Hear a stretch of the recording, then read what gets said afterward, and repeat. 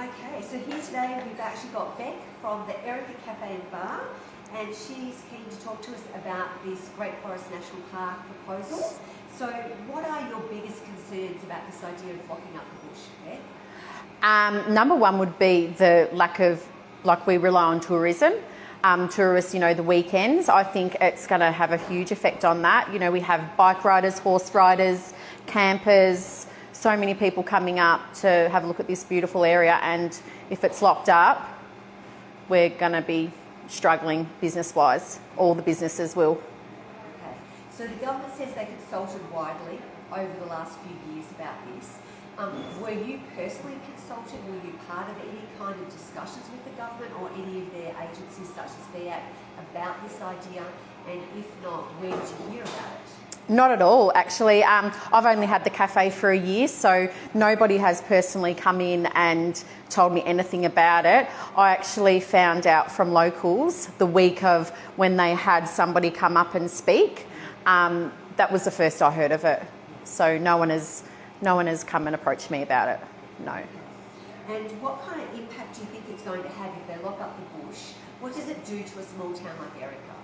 Well, fires are going to be a huge hazard, it's quite scary up here, fire season, so that's a huge concern if they're locking up the bush.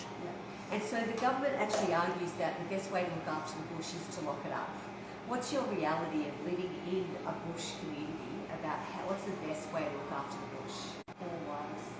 Okay, we're back on again. Back on? Yes.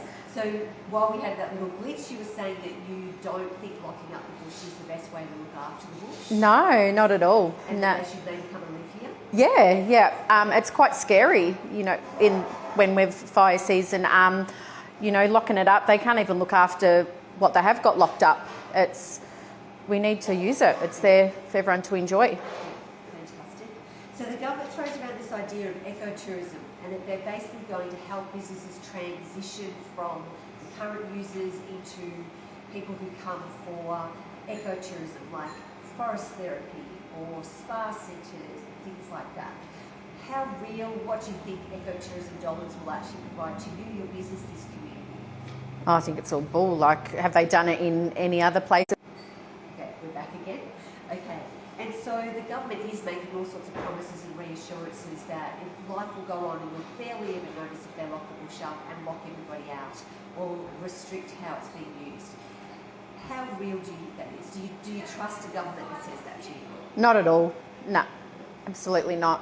No, I think it's really sad, There's so many people that are here on the weekends camping, and so where are they going to go? Yeah. It's life experiences. They're given their family, and it's at our doorstep. It's be sad if it's locked up. Yeah. And I mean, from the people that come through here. Okay, so in terms of your community, your business, and how it works, how much of a business is actually based on tourists coming through to access the bush? Pretty much on the weekends, it's all tourists. During the week, it's very quiet and it's mainly locals, but the weekend is all tourists pretty much. The locals still pop in, of course, but yeah, you're relying on the tourists. And those tourists, do you know where they come from? It's terrible here. Yeah, it is. Back again, yeah. Okay. So the people who come through, the tourists, yeah. Do you know what part of the state they come from? Yeah, so a lot of tourists are from Melbourne, but we certainly get a lot of people interstate, especially over the snow season. Camping, we have so many locals come up, and again, Melbourne people, yeah, from the city, yeah. So one final question. If Steve, the Minister for the Environment, Steve, is actually watching this video, what would you like to say? Okay, go. What would you like to say to Steve, the Minister? I'd like to say to Steve, please don't lock it up, because I think, our town it's going to be a ghost town. We really rely on tourists here, and it's going to be so sad. We've got beautiful country here, and, people respect it and love it, and it needs to be open for people to enjoy. There's so many people that visit, and I just think that, yeah, it needs to be open.